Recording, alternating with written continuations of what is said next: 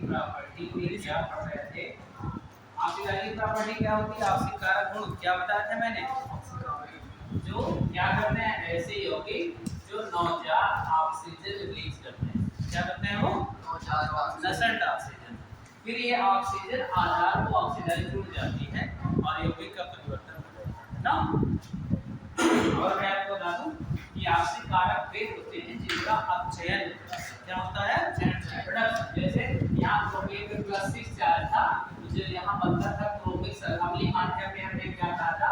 Potassium डाइक्रोमाइड और इसकी परिकलित डिफ्यूजन बनाई थी। 4H2SO4 से रिएक्ट करके बनाता है, एक तो बनाता है K2SO4 ना, एक बनाता है Cr2SO4 का ऑक्साइड ये बनता है ना। और देखिए 3 चार सल्फेट और वाटर निकाल दिया, 4 molecule of water and release 3 atom of nascent oxygen. ये देखिए ये परिकलित समीकरण बनती थी इसकी ना। अब आप देख रहे हैं 3 नवजात ऑक्सीजन ने रिलीज किया और ये जिसके साथ फिर अगले स्टेप में जिसके साथ ये क्रिया करता था उसका कर देता था ऑक्सीकरण, है ना। ये ऐसे चल रही थी देखिए। और इसका तुल्यकालिक भार हमने बताया था पोटेशियम डाइक्रोमेट का इक्विवेलेंट वेट जो होता है Mi6 होता है। क्या होता है? इसके मॉलिक्यूलर वेट का 6वां भाग होता है। इसका मॉलिक्यूलर वेट आया था 294। जब आपने निकाला था पोटेशियम का भार जोड़ दिया था ना, क्रोमियम का भार जोड़ दिया था 2 गुणे कितना 52 ना प्लस 7 गुणे ये 60 सब जोड़ दिया था तो आया था 294 ना। और आपने देखा था 6 यूनिट का परिवर्तन कुल हो रहा था 6 से भाग कर दिया था। ये कल के लेक्चर में बात चल रही थी ना। ये जो है अब आप देख सकते हैं कि यहाँ पे आप कहते हैं कि ये ऑक्सीकारक क्यों है, अगर कोई पूछे why potassium dichromate is oxidising agent तो आप क्या जवाब होगा? यहाँ पे जब +6 चार्ज आया ये देखिए 2 से बचा 14 माइनस हो गया, 2 पोटेशियम का 2 प्लस हो गया, तो दोनों क्रोमियम पे आना चाहिए +12 आना चाहिए था, तभी प्लस और माइनस न्यूट्रल हो जाता है ना। एक क्रोमियम पे 2 क्रोमियम पे +12 है, एक क्रोमियम पे क्या है +6 आता ना। और हमने x मान के निकालना भी बताया था, ऑक्सीजन संख्या निकालते कैसे है ना। देखिए ऐसे 2 * +1 पोटेशियम का माना इसका x है तो 2x हो गया प्लस 7 * -2 = 0 ऐसे निकालते हैं ना, ऐसे निकालते हैं। ऑक्सीजन का -2 चार्ज होता है ना, और ऐसे +2 + 2x -14 = 0, 2x = इधर गया +14 - 2 +12 हो गया, x = 12 + 2 + 6 आ गया ऐसे। और डायरेक्ट निकालने का तरीका ऐसे देखकर निकालते हैं ना। और आपने देखा इधर जो क्रोमिक सल्फेट ये बन रहा है क्रोमियम, आप देख रहे हैं एक सल्फेट पर 2 माइनस होता है, 3 सल्फेट पर टोटल 6 माइनस, कितने माइनस 6। और तो दोनों क्रोमियम पे क्या होगा 6 प्लस, तो एक क्रोमियम पे क्या आएगा +3, दोनों क्रोमियम पे +6 एक क्रोमियम पर +3 आता। आप देख रहे हैं ऑक्सीडेशन नंबर चेंज +6 to +3 क्या हो रहा है बताइए? क्रोमियम की ऑक्सीकरण संख्या में क्या हो रहा है? कमी आ रही है ना। तो जिसकी ऑक्सीकरण संख्या घट जाती है इसका हो रहा होता है अपचयन। आपने नाम सुना होगा रेडॉक्स रिएक्शन में, क्या अपचयन। और जिसकी ऑक्सीकरण संख्या बढ़ती है उसका होता है ऑक्सीकरण, है ना। तो एक होता है ऑक्सीकरण, एक होता है अपचयन, लेकिन जिसका ऑक्सीकरण होता है उसे कहते हैं अपचायक, क्या कहते हैं उसे? और जिसका होता है अपचयन उसे कहते हैं ऑक्सीकारक। तो बताइए पोटेशियम डाइक्रोमेट का इस रिएक्शन में क्या हो रहा है? अपचयन क्या हो रहा है?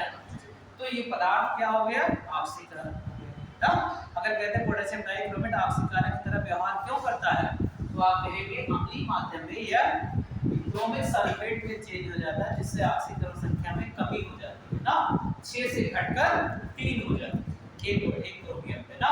तो ऑक्सीकरण संख्या में घटना this process known as reduction, Hindi में कहते हैं अपचयन, और जिसका होता है अपचयन उसे कहते हैं ऑक्सीकारक, क्रॉस कर देते हैं। और जिसका होता है ऑक्सीकरण उसको कहते हैं अपचयन, ठीक ना। तो यहाँ पोटेशियम डाइक्रोमेट का व्यवहार कैसा है? ऑक्सीकारक ना। अच्छा ये कई ऑर्गेनिक कंपाउंडों को ऑक्सीडाइज करता है, लिखिए जरा इन्वेस्टिगेशन कार्बनिक यौगिकों का ऑक्सीकरण, कार्बनिक यौगिकों का ऑक्सीकरण, कार्बनिक यौगिकों का ऑक्सीकरण। पोटेशियम डाइक्रोमेट, पोटेशियम डाइक्रोमेट अम्लीय माध्यम में कार्बनिक पदार्थों, अम्लीय माध्यम में कार्बनिक पदार्थों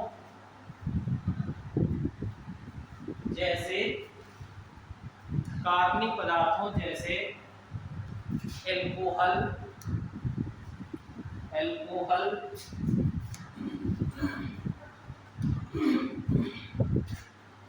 एल्डिहाइड, एल्कोहल, एल्डिहाइड आदि का ऑक्सीकरण कर देता है, आदि का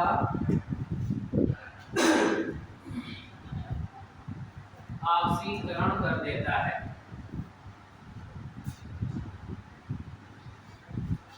देखिए अभी जब ऑर्गेनिक स्टार्ट होगा तो ऐसे रिएक्शन में दिया रहता है ROH, यहाँ दिया रहता है K2Cr2 7 इतना ही दिया रहेगा, है ना। अब कहेगा what is the product in this reaction, है ना, कि आप मतलब आप ठीक समझिए H+ कहाँ से मिला होगा, सल्फ्यूरिक अम्ल से। इसका मतलब पोटेशियम डाइक्रोमेट यूज कर रहे हैं अम्लीय माध्यम में, वहाँ कितना ये संख्या उनका ऑर्गेनिक में नहीं दिया रहता। आप ये क्यों पता करना है कि रिएजेंट का वर्क क्या है ना, इसका काम क्या है ना, इसका काम क्या है, ऑक्सीकरण करना। इसका मतलब ये अम्लीय माध्यम में नवजात ऑक्सीजन रिलीज करेगा, क्या करेगा, और आपने देखा कि इस तरह से रिलीज करता है 3 नवजात ऑक्सीजन ना। अब कितना लेना है डिपेंड करेगा उस पर, आप किसका ऑक्सीकरण कराने जा रहे हैं ना। तो जो एल्कोहल होते हैं डायरेक्ट पहली बार ऑक्सीडेशन पे एल्डिहाइड में बदल जाते हैं, किसमें बदल जाते हैं, एल्डिहाइड। एल्डिहाइड का मतलब जैसे अब डिपेंड करेगा R क्या है, जैसे यहाँ पे हमने RCH2OH ले लिया, अभी सब करके दिखाते हैं, तो ये बदल जाता है RCHO में। अच्छा बताइए CHO कौन सा फंक्शन है, एल्डिहाइड। जब एल्कोहल ऑक्सीडाइज होते हैं तो एल्डिहाइड में बदल जाता है, और जब एल्डिहाइड ऑक्सीडाइज होते हैं by means of strong oxidative agent like acid dichromate, और फिर से एक बार नवजात ऑक्सीजन ये लेता है, ये सीधा इंट्रोड्यूस हो जाती है बीच में और ये एसिड में बदल जाते हैं, किसमें बदल जाते हैं, है ना। एल्डिहाइड आप उठा करके चाहे तो सीधा हाइड्रोकार्बन से शुरू करें, मीथेन को शुरू करें, इसको आरोही क्रम कहते हैं, क्या कहते हैं इसको, आरोही क्रम। मीथेन को मीथेन से एल्कोहल बना दीजिए, एल्कोहल को एल्डिहाइड बना लीजिए, एल्डिहाइड से एसिड बना लीजिए, है ना। और ऑक्सीकरण का जस्ट उल्टा क्या होता है, अब है ना। अच्छा बताइए अब R से R की जगह H ले लेंगे, अगर मान लिया R बराबर H ले लिया तो CH3OH मेथेनॉल हुआ, क्या हुआ, अब देखिए कैसे ऑक्सीकरण करता है, कहां से समझिएगा। If R = H तो यहाँ देखिएगा कैसे कहां से क्या निकलता और कैसे ऑक्सीडाइज होता चला जाता है। सपोज दैट मेथेनॉल है और मेथेनॉल का पोटेशियम डाइक्रोमेट से आप ऑक्सीडेशन करने जा रहे हैं और ये नवजात ऑक्सीजन आ गया, है ना। देखिए कैसे कैसे ये बदलता है, अपनी जगह कहां बनाता है, यहाँ पे H और OH को पहले बाहर निकाल देता है, क्या निकल गया यहाँ से, वाटर, क्या निकलेगा, वाटर, और इसको जुड़ना होता है। ऑक्सीकरण का मतलब होता है ऑक्सीजन का जुड़ना, क्यों, ये अपनी जगह बनाया कि नसल्ट ऑक्सीजन है, बहुत सक्रिय है ना। सक्रिय किस लिए है, अकेली पड़ी हुई है, हर अकेली चीज चाहती है कि हम पेयर बना लें, क्यों भाई ऑक्सीजन गैस का सूत्र तो ओपन होता है, वो डबल बॉन्ड हो, जब इसके साथ एक और रहेगा तब स्टेबल है। अगर किसी तरह इसीलिए कहते हैं नवजात का मतलब कि अभी ये बहुत ज्यादा स्टेबल नहीं है, है ना। स्टेबिलिटी गेन तब करेगा जब ये डबल बॉन्ड बना लेगा इससे, है ना, तो तब तक ये तोड़ फोड़ करता रहेगा, अपना काम करेगा कहीं से जुड़ने क्या, है ना, ताकि उसकी बैलेंसिंग क्या हो जाए, पूरी हो, है ना। अच्छा अब देखिए आप यहाँ से हटाया, वाटर निकाला और ऑक्सीजन जुड़ गया। अच्छा बताइए ऑक्सीजन बॉन्ड कितने बनाता है, डबल बॉन्ड, कितने बनाता है, दो बॉन्ड बनाएगा, तो देखिए क्या होगा, HC डबल बॉन्ड OH, देखिए कितना ही बचा, नहीं बचा, HC ये आ गया डबल बॉन्ड OH, देखा। इसी को आप जोड़ करके कैसे लिख देते हैं, HCHO, क्या लिख देते हो? ये ना स्ट्रक्चर हमने अपना लिख दिया, आपको बता दिया कैसे घुसता है ना। फॉर्मल्डिहाइड कौन सा एल्डिहाइड है? और आईपीसी कहते हैं मेथनॉल। क्या बोलते हैं इसे? आप याद है एक कार्बन का एल्डिहाइड, एक कार्बन मेथेन शब्द मूल लगाते हैं ना, ई को हटा के अल लगा देते हैं ना, आईपीसी नाम इसका क्या है? मेथनॉल। साधारण नाम क्या है? फॉर्मल्डिहाइड। कौन क्या नाम है? आपको पता है फॉर्मल्डिहाइड का 40% सॉल्यूशन ले ले, इसे फॉर्मलिन कहते हैं। फॉर्मलिन अगर बायोलॉजी करते होंगे, जब कभी लैब में जाएंगे तो जो सांप जो अगर बिच्छी या सब एक उसमें द्रव में डुबाए रखे रहते हैं ना, कभी देखा है लैब में, है ना? हाँ, लिक्विड में डुबा के रखे रहते हैं जिससे वो स्मेल नहीं करते, जल्दी सड़ते नहीं हम, है ना? तो ये फॉर्मलिन का ब्लेन होता है, फॉर्मलिन, है ना? उसी डुबाया जाता है। 8 साल का रखे रहिए, है ना?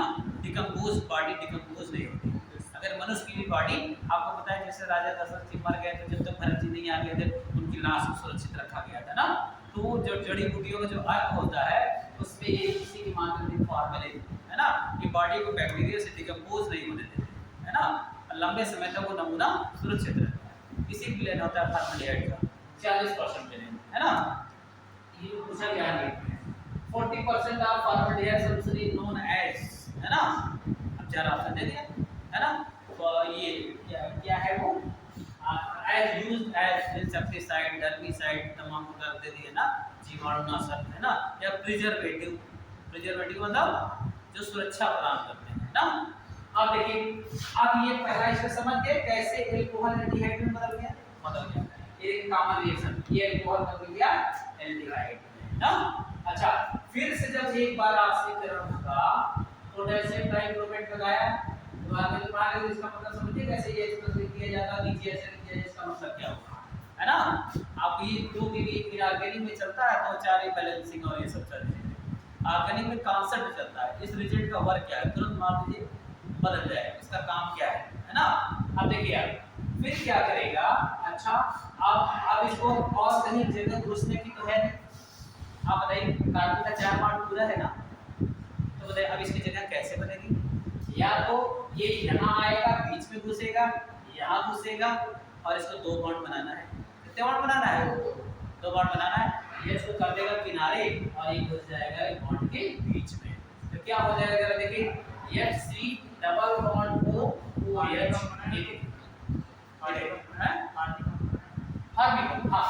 HC डबल OH क्या हो गया? HC डबल OH, ये देखिए C डबल H कौन सा आ गया, है ना? फॉर्मिक अम्ल जिसे आप फॉर्मिक एसिड, जिसे फार्मिका नामक लाल चींटी से निकाला गया था, है ना? और मार्ग्राफ नामक साइंटिस्ट ने उन्होंने लाल चींटी को उबाल दिया और उसका आसवन किया, जो उसका रस निकला था वो फार्मिक एसिड, फार्मिका नामक लाल चींटी से मिलने का उसको फार्मिक एसिड कह दिया। Otherwise this is known as methanoic acid, methanoic acid क्या नाम है इसका? आईपीसी नाम इसका क्या है ना। अच्छा, अब कहीं चांस नहीं है कि इधर भी कर दें इधर भी घुसा दें ऑक्सीजन, है ना? अनस्टेबल हो जाएगा। जैसे क्यों अनस्टेबल हो जाएगी, देखिए ध्यान दीजिएगा। जैसे यहाँ पे हमने डबल बॉन्ड को लगा दिया, ठीक है? जब 2 OH पास में रहेंगे, ध्यान रखिएगा, ये देखिए अगर हम यहाँ 2 OH घुसा देते तो क्या होता? कहते हैं सर या AC तक जाता है उसके बाद नहीं जाता, ऑक्सीजन होता है ना? क्यों? जब एक बार और अगर ऐसा बन जाता, इसको जैसे हीट करेंगे तुरंत OH और H निकाल के यहाँ से पानी गायब कर देगा। क्या गायब कर देगा?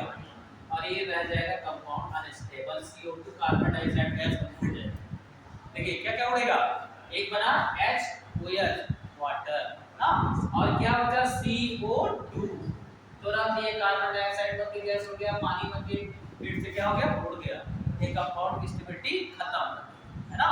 इसलिए आप चाहें तो अल्कोहल से आप इसके पहले शुरू कर सकते हैं, जैसे RH, एल्केनो का फार्मूला क्या होता है?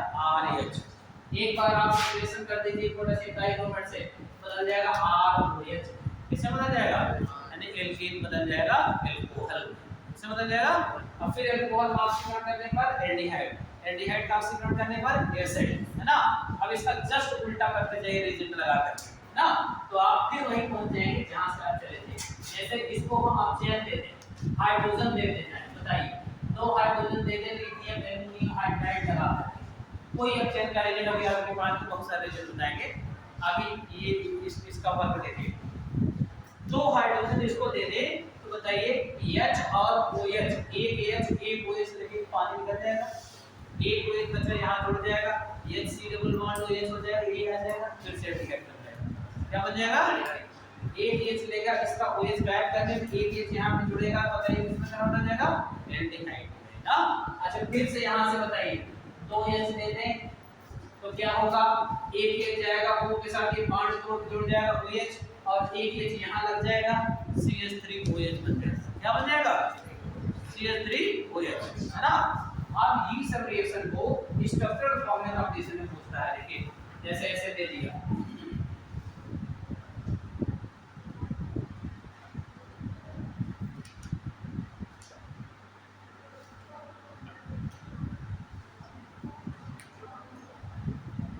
अब आप स्टैंडर्ड लेवल की ऑर्गेनिक नहीं पढ़े हैं और रिएजेंट का वर्क नहीं जानते तो तुरंत फंस जाएंगे। क्या बनेगा? मैंने तीसरा स्ट्रक्चर देखा नहीं ना, तो इसी जानते हैं इसका, है ना, ना तो इस रिएजेंट का फंक्शन आपको पता है ना। अच्छा बताइए, ध्यान देखिए, ये है क्या? सी हर नोड पर क्या होता है? कार्बन। क्या होता है बताइए? यदि आपने आईपीसी नाम पढ़ा हो, अगर नहीं पढ़ा हो तो हम पढ़ाएंगे ना। अगर आईपीसी नाम पढ़ा हो, जहां से मेन फंक्शन होता है वहीं से नंबरिंग की शुरुआत करते हैं। क्यों? आईपीसी लिखे तो number 1, number 2, number 3, number 4, number 5, अब 6 यहाँ चले जाए, 6 यहाँ चले जाए, बात बराबर है, उतने ही कार्बन की लेंथ मिलेगी ना। बताइए 6 कार्बन ये हो गया, ये हो गई साइड चेन, ये हो गई साइड चेन, ये हो गई साइड चेन। साइड चेन में हर नोड पर कार्बन है ना। अच्छा बताइए, कार्बन की वैलेंसी C है तो यहाँ CH3 लगाओगे तब पूरी होगी, यानी मेथाइल है। क्या है वो? मेथाइल ना। और आईपीसी करने का नियम है, सबसे पहले प्रीफिक्स लिखते हैं। क्या लिखते हैं? पूर्व लग्न, है ना। फिर लिखते हैं वर्ड रूट, कितने कार्बन है ना, वर्ड रूट। फिर लगता है प्राइमरी सफिक्स और सबसे अंत में लगता है सेकेंडरी सफिक्स, द्वितीयक अनुलग्न ना। इसका पूर्व लग्न जैसे आप हिंदी में पढ़ते हैं उपसर्ग और प्रत्यय, है ना। जो पहले लगते हैं उसे क्या कहते हैं? उपसर्ग, बाद में जो लगते हैं प्रत्यय, इंग्लिश में कहते हैं प्रीफिक्स और सफिक्स, है ना। जितना साइड से 4 पर 2 मेथाइल लटका है, एक 5 पर मेथाइल लटका है, कैसे लिखते हैं इसका आईपीसी नाम? 4,4,5 ट्राई मेथिल। क्या लिखते हैं? ये 3 मेथिल हो गए, ट्राई मेथिल लगा, है ना। और अब लिखने की बारी है वर्ड रूट की। वर्ड रूट कितने कार्बन का सेलेक्ट किया? 6। कितने कार्बन? 6। और सिंगल बॉन्ड इधर तक दिखाई दे रहा है, हेक्सेन की श्रृंखला आ रही है, तो हेक्सेन तक लिखेंगे और ई को हटा के CHO जो फंक्शन होता है अल लगाते हैं। क्या लगाते हैं? क्या होगा? हेक्सेनल। क्या हो जाएगा? आईपीसी नाम बन गया 4,4,5 ट्राईमेथिल हेक्सेनल। किन लोगों ने आईपीसी नाम पढ़ा है? पढ़ रखा है पहले से? पढ़ा है? आप पढ़ा है? नहीं पढ़ा है? पढ़ा है नहीं भाई, बेसिक पढ़ाने के बाद स्ट्रक्चर, बेसिक कंपटीशन में स्ट्रक्चर फॉर्म ज्यादा आता है, नॉर्मल आईपीसी नहीं आते, हां। और एक दिन आपको याद है मैंने आईपीसी नाम डबल डंबल वालों को बताया था क्लास में, ठीक? जैसे कि इस तरह का बताया था ना, स्पाइरो, बाइसाइक्लो, बाइसाइक्लो पता है? स्पाइरो है ना। तो अच्छा बताइए, आप यदि आप इसका फंक्शन जानते हैं, इसका काम क्या है, तो सीधा काम है इसका ऑक्सीकरण एल्डिहाइड को ऑक्सीकरण देके एसिड में किसे बदल देगा? एसिड। यहाँ CHO है तो COOH क्या हो जाएगा? बस यही चेंज कर दे, डबल बॉन्ड हो यहाँ बना दीजिए OH, जो जैसा है वैसा रहने हो गया, काम खत्म, है ना। क्या करेगा? एल्डिहाइड को एसिड ना। अच्छा एसिडों को सोचिए, एसिडों को हीट करते हैं तो क्या हो जाएगा? यहां से देखिएगा, एसिड को हीट करते हैं जैसे करते हैं, how do you convert acid to alkane? अगर 300 डिग्री तापमान पे गर्म करते थे, यहां से CO2 गायब और direct convert to alkane, RH। क्या बचा? RH माने एल्केन, ये R माने मेथाइल साइड, क्यों? मेथाइल जोड़ दिया CH3 और ये H बन के मेथेन बन गया, एथाइल लगा दिया एथेन बन गया। तो डायरेक्ट आप एसिड को हीट करके सीधे आप हाइड्रोकार्बन बना सकते हो ना। जैसे अगर हम इसके काम को कर दें में एसिटिक अम्ल को हीट कर दे 300 डिग्री तापमान पे तो CO2 निकल करके मीथेन बन जाएगा। क्या बन जाएगा? मीथेन बन जाएगा, है ना। तो इस तरह पोटेशियम डाइक्रोमेट जितने ऑर्गेनिक कंपाउंड हैं उनका कर देता है, क्या कर देता है? ऑक्सीकरण कर देता है। अच्छा, अगर हम ऐसे दे दें इस रिएक्शन में क्या होगा, क्या आप बताते हैं क्या होगा? आंसर समझ गए? यहाँ हम लगा रहे हैं K2Cr2 पॉप्लिक H+ कंपाउंड A, फिर लगा रहे हैं K2Cr2 पॉप्लिक H+ compound B। What is the A and B? पहले आईटी जेई में से 10 स्टेप का देता था, अगर ऑर्गेनिक में कमांड दिए तब फंस जाते। ABCD को आइडेंटिफाई करिए। पहले मेंस एग्जाम होता था, रिटन वाला लेते सर। अब तो दोनों ऑब्जेक्टिव होने लगे, एडवांस भी होने लगा। पहले रिटन होता था ना, एक कंपाउंड ये है जिसका मॉलिक्यूलर फार्मूला ये है, इससे रिएक्शन करके ये बनाता है, इससे रिएक्शन B बनाता है, C बनाता है, D बनाता है, E बनाता। आपको वही रहे हमने ऑर्गेनिक इतना जबरदस्त ए से लेकर के मैंने जेड तक कंपाउंड, जब मैं वहां इलाहाबाद पढ़ाता था बच्चे इतना प्रैक्टिस कर लिए थे, रोज कहते सर मुझे दीजिए मैं करके आऊंगा। इतना करने में मजा आ जाता था ना। ये से 26 लेटर के साथ 26 इंटर कन्वर्जन एक साथ, है ना। इतना जबरदस्त ऑर्गेनिक में पकड़ते है ना। हमने सर अगर कह दिया ऐसे कोई मॉलिक्यूलर फार्मूला दे देना C4H10O, अब बनाओ इसके रिएजेंट लगा दिए, रिएजेंट अगर आपको पता है फटाफट प्रोडक्ट बनता चला है ना। अब बताइए जैसे आपको दे दिया A और B, आप बताइए ट्रांसफर बता रही है, चलिए क्या बनेगा? एल्कोहल से पहले स्टेप में क्या करता है? पानी निकालता है। क्या निकालता है? ये ऊपर लिखा है यहाँ पे ना, ये देखिए जहाँ से हमने मेथनॉल लिया था ऐसे स्ट्रक्चर बनाया था ना, ये देखिए मेथनॉल, यहाँ से वाटर निकाला, ऑक्सीजन को घुसा दिया, तब कन्वर्ट हुआ एल्डिहाइड, है ना। यहाँ वाटर नहीं निकालने की जरूरत है इसको, अब सीधा ऑक्सीजन को ऐड कर देने की जरूरत है ना। अब बताइए क्या होगा, यहाँ क्या बनेगा? ये क्या बनेगा? अरे भाई पहला एल्कोहल है यार, यहाँ से वाटर निकालो, ये देखिए वाटर दिखाई दे रहा है, वाटर दिखाई दे रहा है, ऑक्सीजन आएगा, ऑक्सीजन आएगा, C से डबल बॉन्ड बनाएगा, बताइए ये बराबर क्या हो गया? CH3 C double bond OH, ये एस्टरडिहाइड, क्या बन गया? पानी निकाल के एस्टरडिहाइड बना दिया ना। फिर बताओ अगले स्टेप पे ये हो गया A, अब बताओ अगला क्या होगा? एसिटिक एसिड बन जाएगा। क्या बन जाएगा? एसिड, है ना। यही ओवर जाएगा ना, ये बीच में जगह तो है नहीं, क्यों बताइए? यानी B बराबर आप बेंजोल एसिड बना दिए, इसे कहते हैं सिरका। क्यों सिरका ना? बेंजोल एसिड, ये किसका फार्मूला है? सिरका, है ना। मेरा बनाइए तो काफी बताइए उसका फंक्शन डाइक्रोमेट का।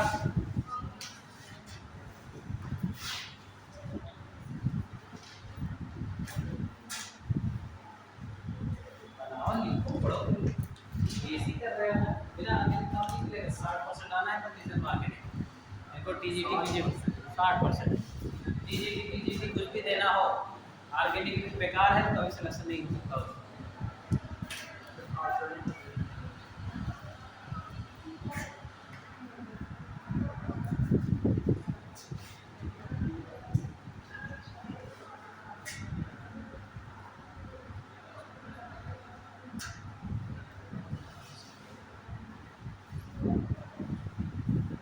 फार्मेलिन क्या होता है? क्या बताया मैंने? What is formalin? फार्मेलिन क्या होता है? लो ये लड़कियां बताती रहती हैं, क्या समझ नहीं आएगा। फार्मेलिन क्या होता है? फॉर्मल्डिहाइड का SCHO का 40% विलयन, क्या बता रहा है एक ना, फॉर्मल्डिहाइड का 40% विलयन क्या कहलाता है? फार्मेलिन, जिसमें क्या करते हैं हम? प्रिजर्व करते हैं नमूनों को, है ना।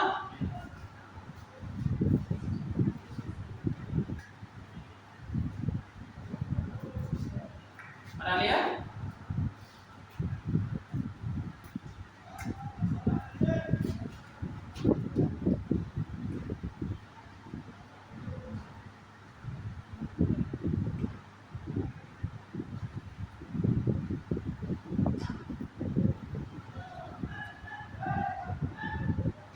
अगर कॉन्सेप्ट जरा सा इसका समझ चुकी हैं तो बताइए ये क्या होगा?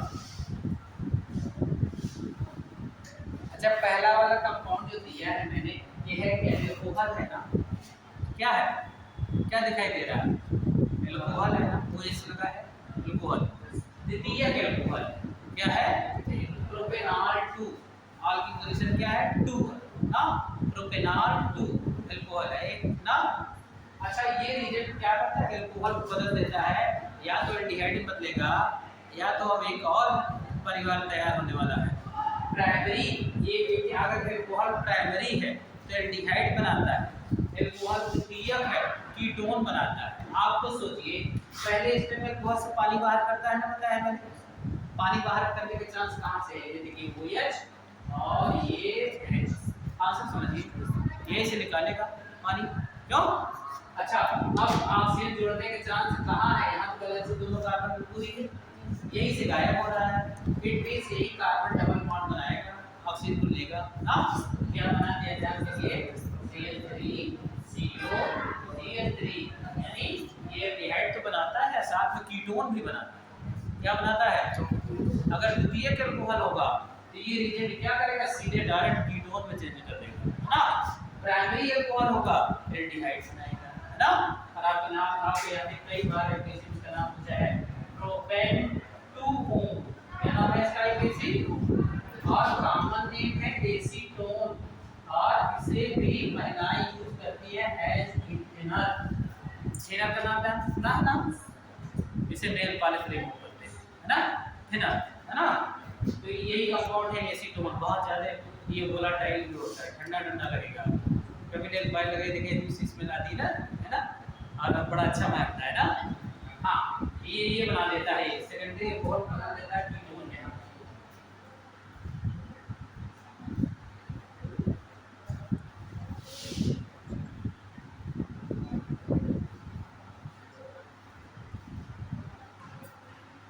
बना दिया, ये वाला मिटा दो,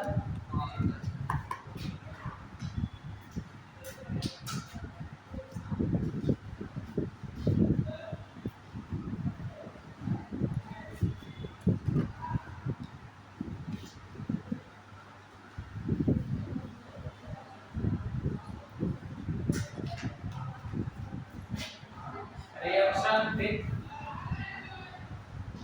hydrogen sulfide H2S, hydrogen sulphide से क्रिया,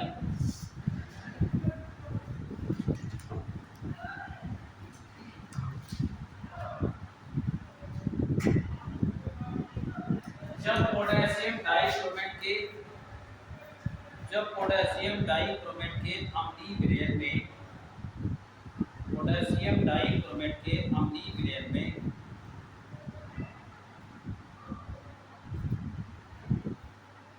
हाइड्रोजन सल्फाइड गैस प्रवाहित की जाती है, हाइड्रोजन सल्फाइड गैस प्रवाहित की जाती है, तो यह हाइड्रोजन सल्फाइड को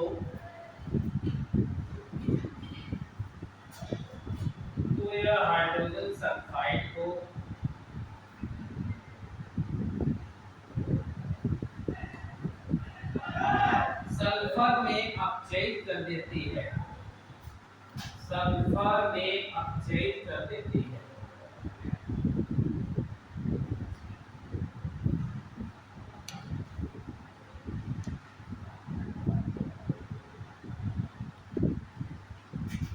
देखिए हमने कहा था कि ये सब रिएक्शन को याद मत करिए, केमिस्ट्री में बच्चे सोचते हैं पर रिएक्शन याद करने वाली चीज है, रिएक्शन समझने वाली चीज है। कल मैंने बताया था इसकी एक लाइन की परिधि सर्कुलेट बना लिया करिए, यही है ना अपनी माध्यम में रिएक्शन ना। ये देखिए चार, ये देखिए यहाँ पे दो सल्फेट बन गए, प्रोपिल सल्फेट ये बन गया।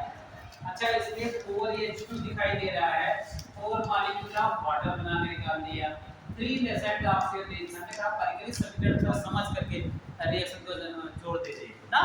अच्छा बताइए अभी कहीं पर H2S दिखाई नहीं दिया, H2S से क्रिएट करने जा रहा है, इसका अम्लीय विलयन किससे क्रिएट करने जा रहा है, H2S से, और H2S को ये बदल देता है, सल्फर रिलीज कर देता है, क्या कर देता है, H2S से सल्फर को क्या कर देता है, बाहर कर देता है।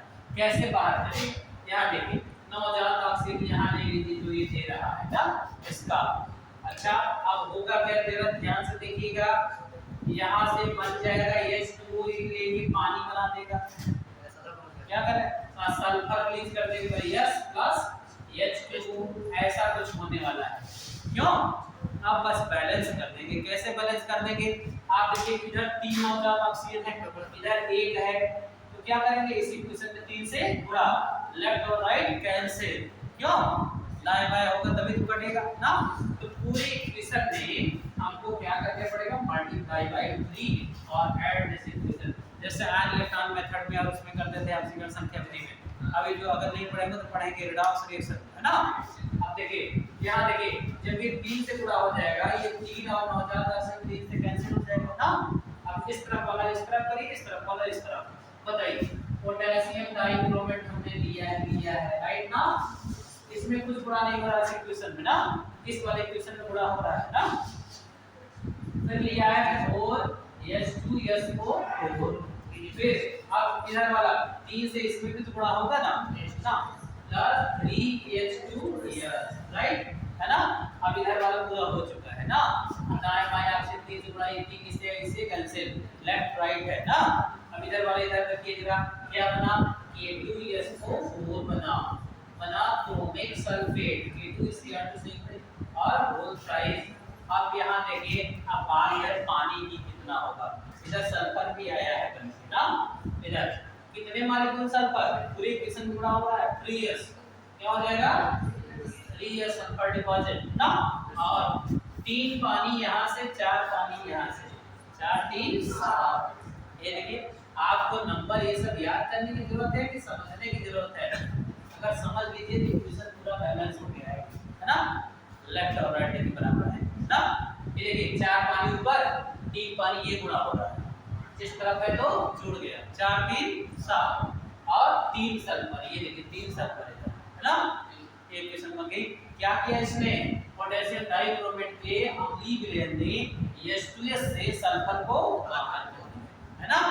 सल्फर का हो गया अपचयन। क्या हो गया, सल्फर से ध्यान रखिएगा, सल्फर का अपचयन हो या उसी तरफ ध्यान दीजिएगा, आपको बताइएगा H2S चेंज टू सल्फर ऐसा कर रहा है। अभी तक इस पर -2 चार्ज है और दोनों हाइड्रोजन पे 2 प्लस होगा फिर। क्यों? अच्छा, ये -2 से अब हो गया 0, तो चार्ज बढ़ा कि घटा? अरे भाई -2 ज्यादा होता है कि 0 ज्यादा होता है ना, तो चार्ज बढ़ा ना। चार्ज का बढ़ना होता है ऑक्सीडेशन। क्या होता है, H2S का हुआ है ऑक्सीकरण और पोटेशियम डाइक्रोमेट का हुआ है अपचयन 6 से 3। क्यों? जिसका अपचयन होता है उसे कहते हैं ऑक्सीकारक और जिसका ऑक्सीकरण होता है उसे अपचयन। इस रिएक्शन को कहते हैं कौन अपचायक है, तो H2S आपका क्या बन गया, अपचायक, और ये क्या बन गया, ऑक्सीकारक, है ना। रिएक्शन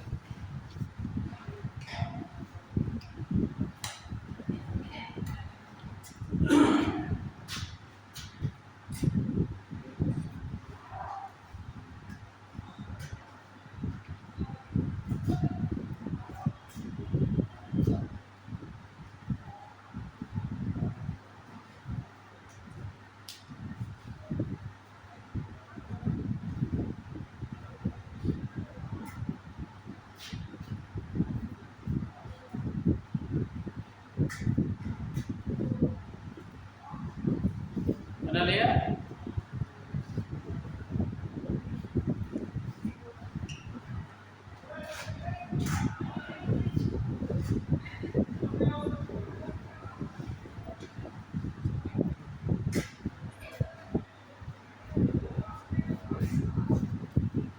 बहुत ही important reaction, chromyl chloride test.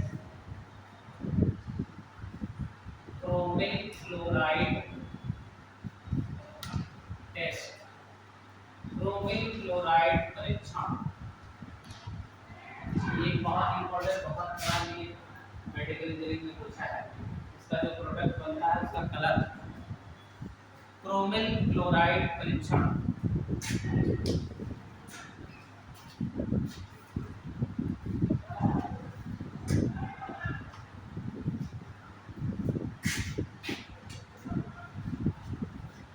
देखिए जब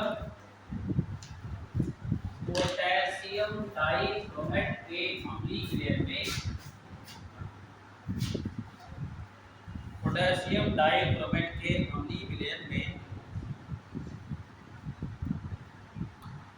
पोटेशियम डाइक्रोमेट के अम्लीय विलयन में साधारण लवण जैसे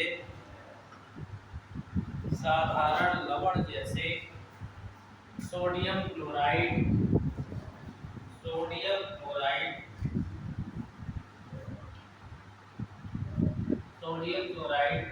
या पोटेशियम क्लोराइड का विलयन डाला जाता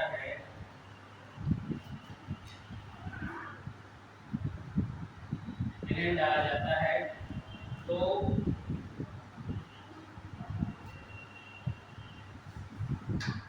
नारंगी रंग की वाष्प वाला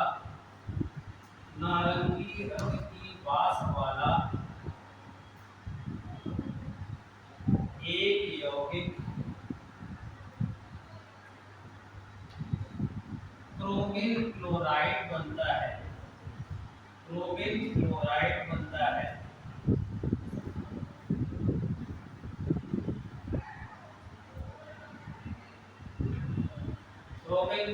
बनता है और जब इस यौगिक को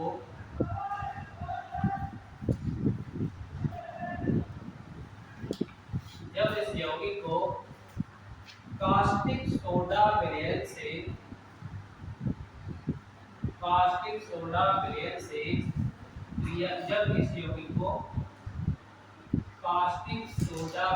से क्रिया कराते हैं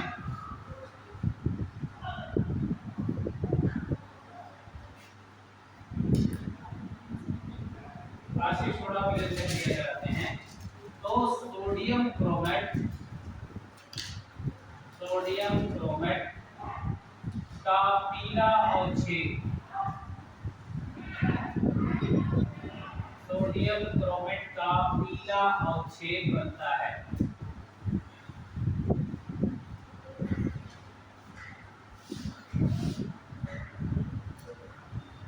पीला अवक्षेप बनता है। और जब इसे लेड एसीटेट के विलयन में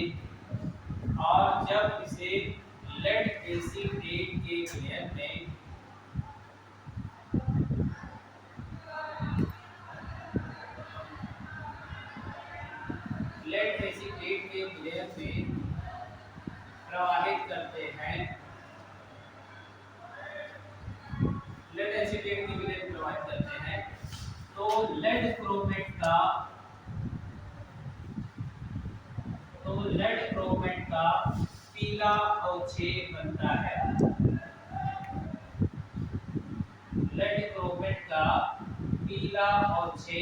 है।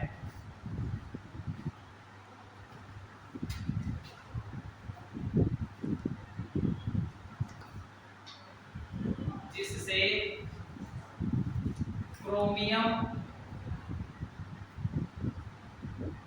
लेड आज का परीक्षण होता है। इस परीक्षण को क्रोमिल क्लोराइड परीक्षण कहते हैं।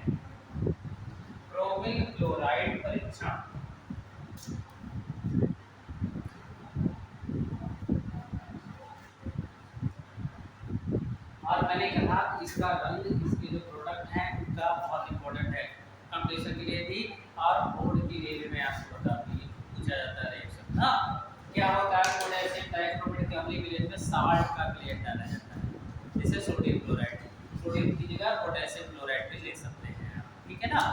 तो जब देखिए नमक का विलयन जब इसके साथ डाल देते हैं तो जब हीट करते हैं तो एक नारंगी लाल रंग की वाष्प निकलना शुरू होता है ना। और क्या क्या करते हैं देखिए, पोटेशियम हाइड्रोजन सल्फेट कैसे पढ़ते हैं, पोटेशियम हाइड्रोजन सल्फेट। देखिए दो पोटेशियम बैलेंस, ठीक है ना, 4 सोडियम बैलेंस करना है, 2 क्रोमियम भी है ना। तो अब बताइए आप ये 2 सल्फेट तो इसके साथ आ गया, अच्छा सोडियम के साथ इसी की तरह सोडियम भी है 4 NaCSO4 sodium hydrogen sulphate. Total sulphate देखिए 2 यहाँ 4 यहाँ 6 सल्फेट की जरूरत थी इसीलिए 6H2SO4 यूज हुआ है ना। अगले कितने H2SO4 यूज हुआ है 6। अब ये क्लोरीन कहाँ जा रहा है देखिए ये बन के जा रहा है ट्वाइस Cr2Cl2। देखिए टोटल क्लोरीन देखिए कितने थे 4 और यहाँ देखिए 2 दूना 4। क्रोमियम कितना था डबल ये देखिए डबल। ऑक्सीजन देखिए ऑक्सीजन की बैलेंसिंग देखिएगा ऑक्सीजन टोटल इधर वाला सल्फेट तो पूरा बैलेंस हो गई दोनों में आ गया 7 ऑक्सीजन था डिसबैलेंस हो रहा था ना। अब बताइए 7 में से 4 तो यहाँ चला गया क्रोमियम क्लोराइड में बचा 3 है ना। और देखिए बैलेंसिंग यहाँ देखिए 6 दूनी 12 हाइड्रोजन है 2 हाइड्रोजन यहाँ आए 4 हाइड्रोजन यहाँ आए 6 हाइड्रोजन आ चुके हैं बस केवल 6 हाइड्रोजन आना बाकी है ना। अब 3 ऑक्सीजन बचे हैं तो कितना हो जाएगा 28 मॉलिक्यूल ऑफ वाटर दिख रहा है ना। एक कितने 6 हाइड्रोजन इधर 6 हाइड्रोजन 4 4 6 10 2 इधर देखिए है ना।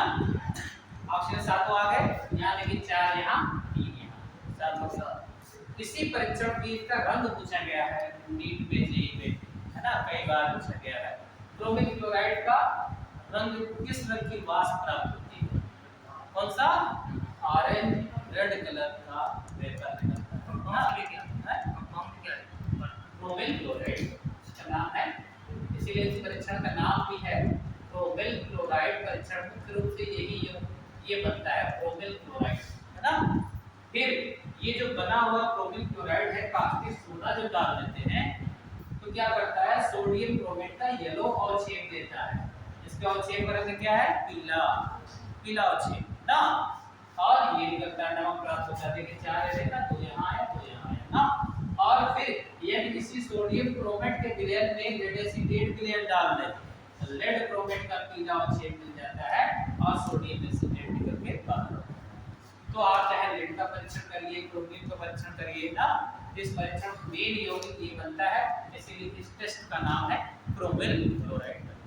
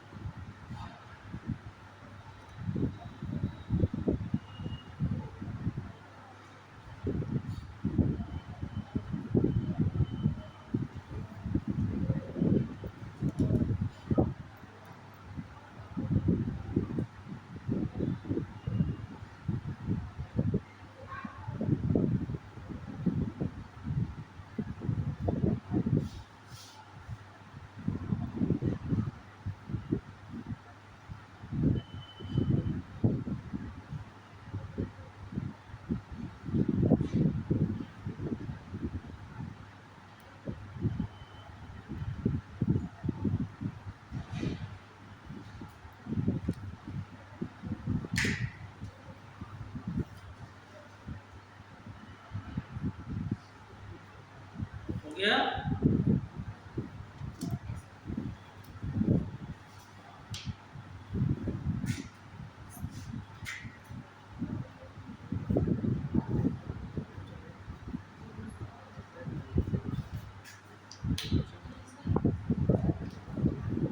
हटा दें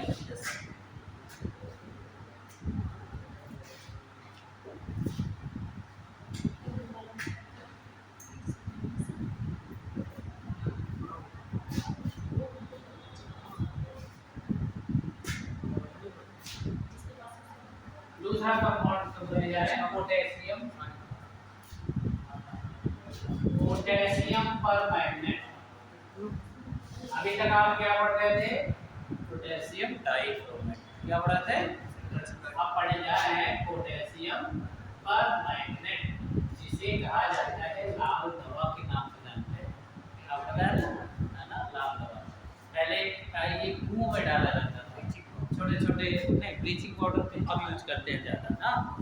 ब्लीचिंग पाउडर से क्लोरीन गैस निकलती चीज जीवाणुओं को मार देती है ना। लेकिन ये पोटेशियम परमैंगनेट है, इससे थोड़ा सा ज़्यादा ही महंगा कंपाउंड है ना, इसलिए मोस्टली अब ब्लीचिंग पाउडर का यूज़ करते हैं ना। तो कभी कभी क्लोरीन गैस डायरेक्ट पानी प्रोवाइड करते हैं आर में जो है ना, तो अल्ट्रा वायलेट जैसे UV लिखा होता है ना, तो उससे ये जीवाणु मर जाते हैं। दूसरा कंपाउंड है potassium permanganate, KMnO, potassium permanganate.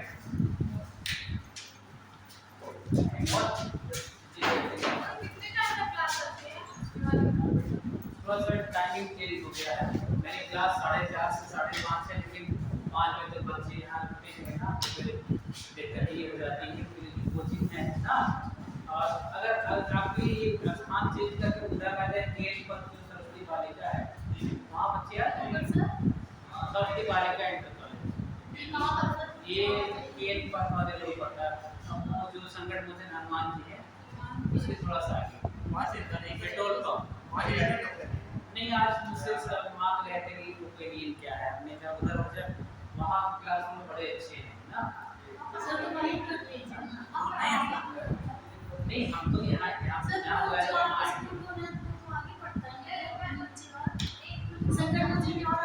हाँ आगे बढ़ता है थोड़ा सुंदर लगेगी गेम पर कहाँ रहती है वहाँ पे प्रिंसिपल ने मुझे बुलाया था कि सर कुछ टाइम और ध्यान से ना, हमने कहा अगर वहाँ होगा तो बालिकाएं पढ़ लेंगी, लेकिन अब यहाँ वहाँ बराबर हो जाए। तो इधर से आता है क्या महोबा साइड से दूर से आते हैं आप लोग? सर हम वही इसी गली से। कहाँ? अच्छा चलिए देखते हैं, अगर वहाँ शिफ्ट हो जाएगी तो वहाँ से और नजदीक हो जाएगा। आप लोग दूर पड़ेंगे क्या? कहाँ से आती है? सर मैं गिरवा से आती हूँ। गिरवा से? गिरवा किधर है? अच्छा इधर है। हाँ हाँ तो जैसे यहाँ उतर बगुला से उतरोगी आगे बढ़ जाओ। हमारा कॉलेज जेएन कॉलेज है ना, लड़ी करते तो पड़ता है सही वाला राजू लगता तो पड़ेगा भी। देखिए उसमें साइड देखिए, हो सकता है यही रहे। यहाँ पे यही समस्या है, 5 बजे के बाद बच्चे का आप लोग फ्री होना इस टाइम 5:30 तक फीस मिल जा सकते हैं ना पीरियड को। और प्रकाश सर द्वारा 4 बजे बुला लिया जाता है ना, पहले मेरी क्लास 3:30 से थी, अब 4 बजे क्लास हो गई मेरी 4:30 से, लेकिन मैं 4 से आता हूँ, बच्चों को कम से कम 1 घंटा तो मिल जाए। मैं 4:30 से आता हूँ तो आधे घंटे मिलता है, 5 बजे जाने लगते हैं। कोई दूर का है कोई नजदीक का है ना, किसी न किसी समस्या तो लगी रहेगी। समस्याओं से या तो पढ़ लीजिए या समस्या में चले रहेगी ना, किसी न किसी को सेक्रीफाइस करना ही पड़ेगा। अगर हम जाना है हमारा घर गिरवा ही में है, गिरवा खाने के पास। हाँ वहाँ मैं चेक करने स्कूल जाता हूँ, गिरवा का कन्या विद्यालय खाने के पास। हाँ चलो ठीक, जाओ फिर थोड़ा सा एक्सरसाइज करा देते हैं, फ्रंट डोज करा देते हैं है ना। चलिए पोटेशियम डाइक्रोमेट के बारे में आइए। पोटेशियम डाइक्रोमेट लाल रंग का ठंडे जल में आंशिक विलय, लाल रंग का ठंडे जल में आंशिक विलय चूर्ण है।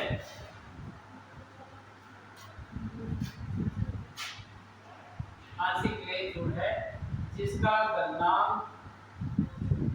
552 केल्विन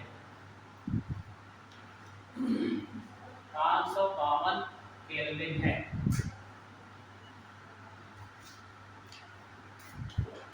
इसे निम्न प्रकार बनाते हैं, इसे निम्न प्रकार बनाते हैं। फर्स्ट मेथड निम्न प्रकार बनाते हैं। पहला पोटेशियम मैग्नेट पोटेशियम मैग्नेट की क्रिया, पोटेशियम मैग्नेट की क्रिया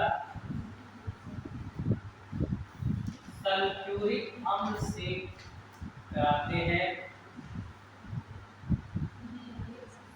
मैग्नेट की क्रिया सल्फ्यूरिक अम्ल से कराते हैं। सल्फ्यूरिक अम्ल से कराते हैं जिससे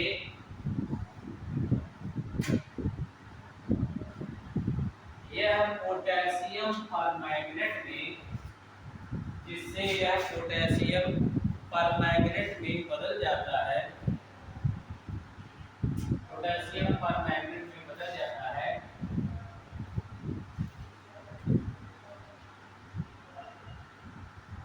और मैग्नीज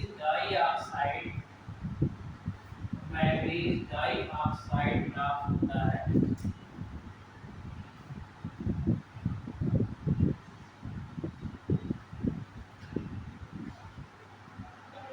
देखिए पहला मेथड ये पोटेशियम मैग्नेट और परमैंगनेट में क्या अंतर दिखेगा। इस compound is potassium magnet. Potassium magnet K2MnO4 और आपने सुना है पोटेशियम परमैंगनेट KMnO4 होता है ना। यहाँ देखिए क्या अंतर है दोनों में, -8 इसकी वजह से +2 इसकी वजह से मैग्नेट का +6 चार्ज, कितना चार्ज है +6। परमैंगनेट KMn में निकालेंगे KMnO4 -8 +1 +7 चार्ज, क्या चार्ज है। इसका मतलब है चार्ज में केवल परिवर्तन होगा ना, चार्ज में परिवर्तन, इसको पोटेशियम मैग्नेट बुलाते हैं और इसे बुलाते हैं पोटेशियम परमैंगनेट। इस वजह से एक्सप्रेशन होती है। देखिए 6 पोटेशियम है, 2 इसमें पोटेशियम परमैंगनेट में है, अब पोटेशियम सल्फेट बन के निकल गया है। यहां देखिए ट्वाइस सल्फेट ना, तो 2K2SO4 बन के निकल गया है। ये 4 ये पोटेशियम, 2 ये 4 है ना। और फिर क्या डिसबैलेंस है, यहाँ देखिए 2 ही Mn आया है, यहाँ पे 3 Mn देखें है ना, 3 MnO2 बन के निकल गया। और कुछ डिसबैलेंस है, अब आपको बताएंगे क्या डिसबैलेंस है।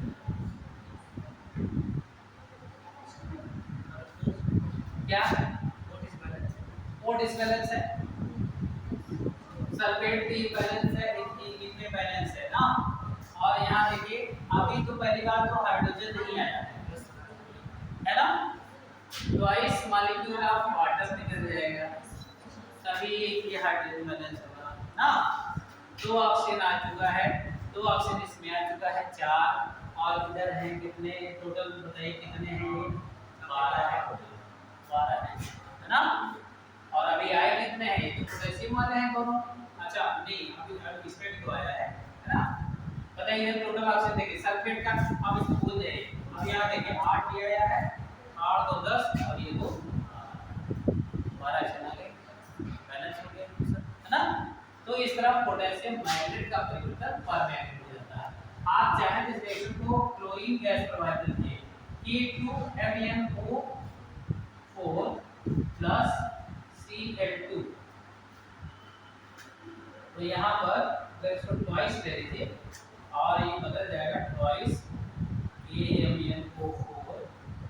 बताइए अब क्या होगा, क्या बनेगा, KCl बनेगा ना। देखो 4 पोटेशियम है, 2 पोटेशियम आया है, क्लोरीन के डिसबैलेंस है, 2 पोटेशियम यहाँ से लेगा, 2 क्लोरीन यहाँ से लेगा, ट्वाइस KCl है ना। इस तरह से मैग्नेट को क्लोरीन प्रोवाइड करके परमैंगनेट में बदल ना। ये उतार लीजिए और फल इंडस्ट्रियल मेथड्स की रिसर्च कर ये क्लास शुरू कर देंगे है ना, ये अपना ठीक है। इंडस्ट्रियल सर्किट कितना बताएं रिकॉर्ड करना तो पूरा एक चैप्टर ही है, आगे भी तो बहुत जबरदस्त डिस्कस रिकॉर्ड बना था। RMgS एल्किल मैग्नीशियम हैलाइड है ना। अब यहाँ R बराबर कुछ भी ले सकते हो, मेथिलेथिक, X बराबर क्लोराइड, ब्रोमाइड या आयोडाइड है ना। जैसे Cl3MgCl, ये देखिए बन गया कितना hydrogen, methyl magnesium chloride, methyl magnesium bromide, magnesium केवल कॉमन होगा, इसका R और X बदलता रहता है, इसी को कहते हैं ग्रिग्नॉट रीजेंट। और ऐसा रीजेंट लगभग हर परिवार के कंपाउंड ऑर्गेनिक में बना सकते हैं इससे, है ना। जैसे आप अल्कोहल बना सकते हो, एल्डिहाइड बना सकते हो, बहुत सारा रोल है इसका। और वो तब तक नहीं समझ में आएगा, अभी ये ऐसे आप कुछ करते, अभी एक मैग्नीशियम मैसेंजर नमूना दिखा के आप थोड़ा सा बाउंस करने लगेगा आपके दिमाग में। आप जानते हैं इतना भारतीय रिजल्ट प्रोडक्ट बनाने के लिए, लेकिन आप कहने माने चाहिए, जैसे बताइए ये माइनस, ये डबल प्लस, ये माइनस, ये मेसोमेरिक इफेक्ट से घूम गया, ये माइनस हो गया, ये प्लस हो गया, इसका आर यहाँ अटैक किया, ये जीएक्स यहाँ अटैक किया, तो R C H H R O M G P R लग गया, फिर हाइड्रोलिसिस हो गई और ये बॉन्ड टूट करके बदल गया अल्कोहल, है ना। ये बहुत बड़ा रोल प्ले करता है ग्रिग्नॉट रीजेंट। लेकिन आप जब ऑर्गेनिक का मुझे पढ़ाने का मौका मिलेगा, अभी इनऑर्गेनिक खत्म हो रही है। अब देखिए कोऑर्डिनेशन का एक लेक्चर लगा हुआ है, देखा उससे ग्रुप में देखा मेरा पीरियड, कोऑर्डिनेशन शुरू हो जाएगा, कोऑर्डिनेशन चलेगा। इस वाले इंटर फाइनल का जो पेपर है कोऑर्डिनेशन वाला, इससे 2 क्वेश्चन नीट और आईआईटी में पक्का आते हैं, चाहे उसके नॉमेनक्लेचर से है, चाहे हाई स्पीड लो स्पीड कॉम्प्लेक्स से है, चाहे लिगेंड थ्योरी सीएफटी से है, क्रिस्टल फील्ड थ्योरी, है ना। तो वो थोड़ा सा बड़ा चैप्टर है, कोशिश करिए उसको मुझसे पढ़ लीजिएगा, नहीं तो फिर बाद में टीचर ना मिलेगा हाई पेपर में, आपको बता दूं। और ऐसे चैप्टर आप बीएससी वो ऐसा चैप्टर है कि बीएससी में भी भरा पड़ा होगा, आप बिना देख पाओ ना कोऑर्डिनेशन का पॉइंट आएगा, है ना। तो आपको एक्स्ट्रा बीएससी के लिए पढ़ने की जरूरत नहीं पड़ेगी, है ना। एक लेक्चर अभी मेरा आया है कोऑर्डिनेशन का, है ना। कल एक क्लास शुरू करके इंट्रोडक्शन करके प्रॉपर्टी, क्योंकि एक क्लास के कंपाउंड पढ़ाने हैं नहीं, तो नहीं पढ़ाने, एक क्लास के एलडीएफ2 होते हैं, क्या होते हैं उनके कंपाउंड जल्दी मिलते नहीं, बनाने के लिए नहीं पढ़ानी, केवल ये ब्लॉक का इलेक्ट्रॉनिक कॉन्फ़िगरेशन क्या क्या प्रॉपर्टीज शो करते हैं, बस इतना पढ़ा करके सीधे कोऑर्डिनेट कंपाउंड शुरू कर दिया, कोऑर्डिनेशन, है ना। हां बेटा, क्या ये ब्लॉक को बेटा देखो पीरियोडिक टेबल में जगह, ये जो वैसे हैं, जब ये आवर साड़ी की खोज हो रही थी मेडलिंग के समय लगभग 60 तक के आते हैं, है ना। अब फिर गैस में नहीं किया कि उन्होंने स्थान छोड़ रखा था, अगर ये गैस अगर ये खोजा गया तो इसके यहाँ पर स्थान मिलना चाहिए। और सारे बहुत सारे चेंजेस हुए हैं ना, ये सब चीज़ें बाद में खोजी गई, है ना। रेले और रैमचे 2 भाई थे, उन्होंने अपनी गैसों की खोज की, नेड गैसेस ना। बाद में कहीं ग्रुप स्थान में तो 0 ग्रुप कर दिया गया, 0 ग्रुप दिया गया। या ब्लॉक और ये सब बताइए, बाद में टोटल रेडियोएक्टिव है, और रेडियोएक्टिव का प्रकृति में मिलते ही नहीं जल्दी, है ना। तो ये बाद में खोजे गए, इनका गुण इनके परिवार से जो पीरियड टेबल का बीच वाला पार्ट है, इनका किसी से मैच नहीं करता, इसीलिए 4 या 5 के ब्लॉक को निकाल करके बाहर रखिए, इनकी अलग से स्टडी की है। अभी इनको आवर साड़ी में स्थान उचित नहीं दिया गया है, और हाइड्रोजन का स्थान भी विवादित है ना। जब हाइड्रोजन बाहर है तो आपको बताया था कि इसे एस ब्लॉक में भी स्थान क्यों मिलना चाहिए, इसे पी ब्लॉक में भी हाइड्रोजन के साथ क्यों स्थान मिलना चाहिए, विवाद का विषय है। आज तक भी क्लियर है ना। बात करके फिर कंटिन्यू करेंगे, लेकिन आप लोग इधर सब गायब हो जाते हैं अचानक, क्यों? हम लोग हमारे ये लेक्चर आप लोग ग्रुप में नहीं पढ़ करके अभी कब लेक्चर है, आप लोग ग्रुप से नहीं जुड़ी हैं। ये देखिए किसमें आप जुड़े हैं, मैं दिखाता हूँ।